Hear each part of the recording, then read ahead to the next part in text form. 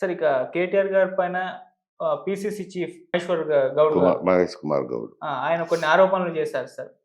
దాదాపు మనం చూసాం ఎలక్షన్స్ తర్వాత కేసీఆర్ గారు ఫార్మ్ హౌస్‌లోనే ఉండిపోయారు. బయటకొచ్చింది చాలా రేర్ ఇన్సిడెంట్‌లు మాత్రమే బయటకొచ్చారు గానీ అస్సలు బయటకు రాలేదు. దీనికి గల కారణం కేటీఆర్ గారే కేసీఆర్ గారిని బంధించారు. ఆయన ఫార్మ్ హౌస్‌లో పెట్టేశారు. ఈయన సీఎంగా ప్రొజెక్ట్ అవ్వడానికి, ఈయన తనను తాను లీడర్‌గా ప్రజల్లో ఒక మార్క్ తెచ్చుకోవడానికి ఈ విధంగా బంధించేశారని చెప్పేసి ఆయనైతే ఆరోపణలు చేస్తారు. ఈ పాసిబిలిటీ కనిపిస్తుందా సార్? మీరేం చెప్తారు? కేసీఆర్ బయటకొచ్చి మాట్లాడలేదు. హ్మ్.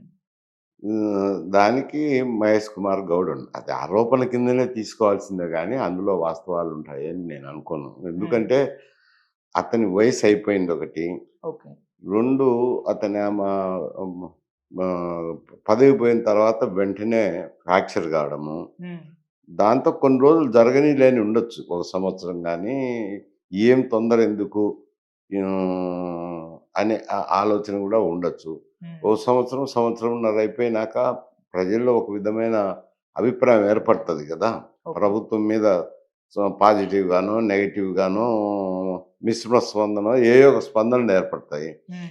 ఏర్పడినప్పుడు బయటకొచ్చి మాట్లాడొచ్చులెండి. ఇప్పుడు రాకపోవడం కారణం ఏమంటే, ఎందుకు ఇంత అర్లీలే అని. హ్మ్. వీళ్ళైతే కుమారుడైతేనేమి కేటీఆర్ గారు, హ్మ్. ఆయన బామర్ది హరీష్ రావు అయితేనేమో వాళ్ళిద్దరే మాట్లాడుతున్నారులెండి. ఎవరు మాట్లాడడం లేదు. రోజు ఏదో ఒకటి మాట్లాడుతుంటారు నోటికొచ్చింది. అవును. దానివల్ల ఏమైతుందంటే వాళ్ళే ఆశ ఆహ్, ఆహ్, హాస్యాస్పదం అవుతున్నారు. అవును. రోజు మాట్లాడడం వల్ల. హ్మ్. సమస్య ఉండి దాన్ని తీసుకొని మాట్లాడితే బాగుండేది. ఓకే. అట్లా లేకుండా ఏదో ఒక దానికి ప్రతిరోజు వాళ్ళు మాట్లాడడం ఒక కాలం ఐటెమ్ ఉంటా వస్తుంది. పత్రికల్లో అయితేనేమి, టీవీల్లో అయితేనేమి అవొస్తే దానివల్ల కొంచెం నవ్వులాటగా ఉంది జనంలో. ఆహా! అది. ఓకే. సార్ వాళ్ళైతే బీఆర్ఎస్ వాళ్ళు మన కేటీఆర్ గారు కూడా ట్విట్టర్‌లో చెప్పేసారు. ఈ డిసెంబర్ నుంచి లేకుంటే జనవరి నుంచి కేసీఆర్ గారు బయటకొచ్చి ప్రజల్లో తిరుగుతారు.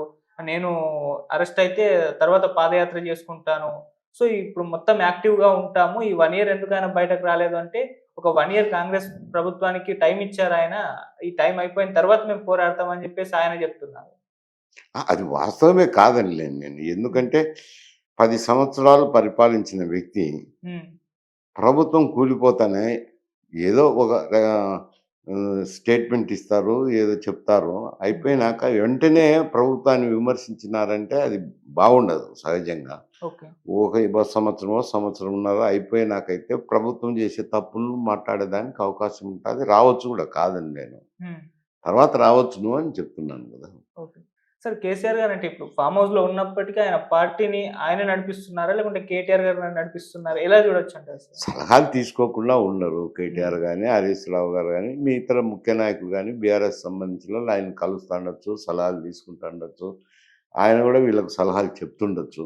హ్మ్. చెప్పి పార్టీని నడిపిస్తా ఉండొచ్చులెండి. హ్మ్. బయట కనపడకపోవచ్చు, పత్రికల్లో కనపడకపోవచ్చు. Okay sir. సార్ ఇక ఏపీ పాలిటిక్స్ విషయానికొచ్చేసరికి కొన్ని కీలక పరిణామాలైతే చోటు చేసుకున్నాయి. రఘురామకృష్ణంరాజు గారికి ఆయనకి డిప్యూటీ స్పీకర్‌గా ఇచ్చారు. మొన్న చంద్రబాబు నాయుడు గారు అండ్ పవన్ కళ్యాణ్ వాళ్ళిద్దరే ఆ స్టేజ్ పైకి తీసుకెళ్లడం మనం చూసాం. ఏ విధంగా చూస్తారు సార్? మీరేం చెప్తారు దానికి? అంటే రఘురామరాజు గతంలో ఎంపీగా అయినప్పుడు హ్మ్. వైఎస్ఆర్‌సీపీలో ఉన్నారు. హ్మ్. సరే వాళ్ళకున్న భేదాభిప్రాయాలతో ఆయన విడిపోయారు. అవును.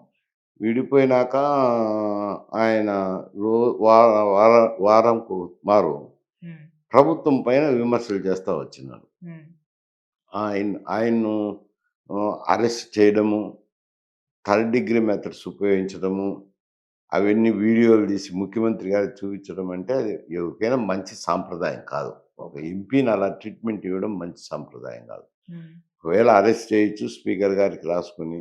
హ్మ్. ఇవన్నీ జరగొచ్చు గానీ, థర్డ్ డిగ్రీ మెథడ్స్ ఉపయోగించడం అనేది ఎక్కడో క్రిమినల్స్ మీద ఉపయోగించేది పోయి పాలిటీషియన్ మీద ఉపయోగించడము అనంటే, హ్మ్. అది కొంచెం శాడిజం కిందకే వస్తది. అవును. ఆయన గూడా వెనక్కి పోకుండా మీరేమైనా జేసుకోండి నేను చెప్తానని ప్రభుత్వాన్ని వారంకి ఒక మారు ప్రెస్ కాన్ఫరెన్స్ పెట్టి విమర్శిస్తుండేవారు. హ్మ్. సహజంగా విమర్శించినాక రాజకీయాల్లో ఉండాలనుకున్నప్పుడు ఆయన ఇక్కడ పార్టీ మారినారు. ఓకే. మారితే ఆయనకు టికెట్ ఇచ్చారు. హ్మ్. శాసనసభకు పోయినాడు. అప్పుడు పార్లమెంట్‌లో ఉండే శాసనసభకు పోయినారు. శాసనసభలో ఎన్నికైన తర్వాత ఆయన ఉపసభాపతి చేయడం ఏం తప్పేం లేదు అంటాను. హ్మ్. తప్పు లేదు. ఇప్పుడు ఆయన రోజు తప్పులు బట్టి ఆయనేమో స్పీకర్ స్థానంలో కూర్చుంటాడు. అవును. ఇక్కడ తెలుగుదేశం పార్టీకి కూటమికి మెజారిటీ ఉంది. హ్మ్. ఆయనకేమో 11 మంది శాసనసభలో. ఆయన గాక 10 మందే ఉండేది. హ్మ్. కానీ శాసనసభకు రావాలనంటే కొంచెం జంకుతున్నాడు. అవును. కానీ నేననేదైతే చెప్పేదేమంటే, నువ్వు 5 మందిని, నలుగురిని, ముగ్గురిని హ్మ్. శాసనసభకు వెళ్ళాల్సిందే. వెళ్లి నువ్వు ప్రతి విషయం మీద మాట్లాడడానికి ఇస్తారు గదా! స్పీకర్ గారు ఛాన్స్. హ్మ్. ఇచ్చినప్పుడు మాట్లాడడము, ప్రభుత్వాన్ని ఇరుకున పెట్టడము, చేయాలా. ఓకే. చేయకుండా పారిపోతే అది అంత మంచి సాంప్రదాయంగా కనపడదు. హ్మ్. పారిపోయినారే అంటారు గానీ, ఆయననేది ఏమిట్రంటే నాకు ప్రతిపక్ష నాయకుడు హోదా ఇవ్వలేదు. హ్మ్. అందువల్ల నేను బహిష్కరించుతాననంటారు. హ్మ్. అది అది గూడా లాజిక్ సరిగా లేదు. అవును. ఎందుకు అనంటే 1/10 ఆఫ్ ది హౌస్ ఉంటేనే హ్మ్. పార్లమెంటరీ ప్రొసీజర్స్ ప్రకారం గానీ, అసెంబ్లీ ప్రొసీజర్స్ ప్రకారం గానీ, హ్మ్. ఆంధ్రప్రదేశ్ అసెంబ్లీ ప్రొసీజర్స్ ప్రకారం గూడా హ్మ్. 10% ఉంటేనే వారికి రికగ్నైజ్డ్ అపోజిషన్ ఇస్తారు. ఓకే. రికగ్నైజ్డ్ అపోజిషన్ అంటే ఏముంది ప్రతిపక్ష హోదా ఇస్తారు. హ్మ్. మాట్లాడడానికి సమయం కేటాయించాలనే దానికి ఆడ ఎవరు లేరు గదా! ఉండేది వీళ్ళ 10 మంది శాసనసభ్యులే గదా! హ్మ్. తప్పకుండా వీళ్ళకు సమయం ఎంతో కొంత కేటాయించాల్సిందే. ఆ సమయం లోపల ప్రభుత్వం ఇరుకున పెట్టే చర్యలు తీసుకోవచ్చు గదా! అవును. అట్లా తీసుకోకుండా నువ్వు ఏదో కారణం జెప్పి నాకు ప్రతిపక్ష హోదా లేదని వాయిదా వేస్తే ఏదో ఒక మారు చేసావు అయిపోయింది. హ్మ్. మళ్ళా రెండో మారు అనేసరికి అది ప్రజల్లో కనపడదు.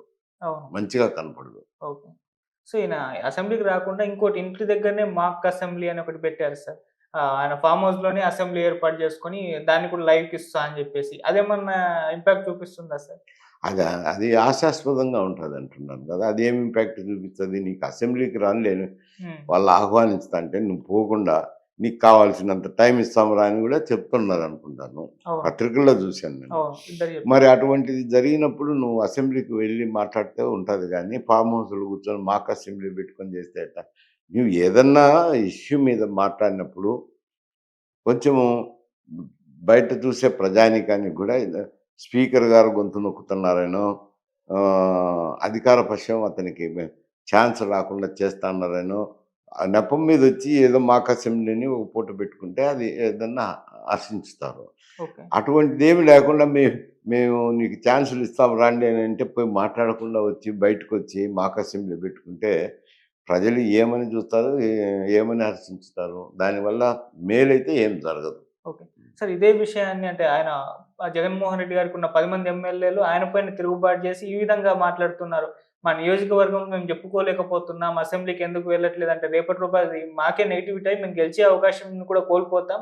మేము వెళ్తాం అసెంబ్లీకి ఇక్కడ రాజీనామా చేశాను ఆయన సరే అని చెప్పేసి ఆయనతో గట్టిగా వాదించారని చెప్పేసి కొన్ని వార్తా కథనాలు రావడం మనం చూస్తున్నాం సార్. ఆ అవకాశం ఉందంటారా సార్?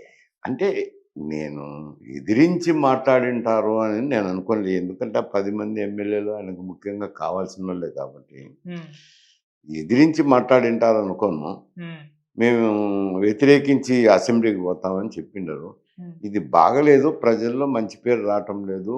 పోతే బాగుంటదని సలహా చెప్పిండొచ్చు. హ్మ్. తప్పకుండా చెప్పాలి వాళ్ళు. ఎందుకంటే వాళ్ళని కూడా ప్రజలు అడుగుతారు గదా! ఏందయ్యా ఇది మీరు శాసనసభకు పోకుండా బయట కూర్చొని, హ్మ్. శాసనసభ ఉన్నప్పుడు పోకుండా ఉండడం ఏంది అనేది అడుగుతారులెండి. సహజంగా అడుగుతారు. ఎవరో ఒకరు ముఖ్యస్థులు ఉంటారు గదా! నియోజకవర్గాల్లో అటువంటోళ్ళు సలహా చెప్తాంటారు.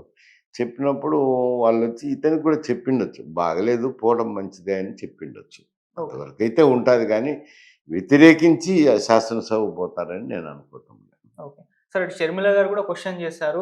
10 మందున్నారు నీ దగ్గర ఎమ్మెల్యేలు. మీరే గెలిపిచ్చారు ప్రజలు మిమ్మల్ని.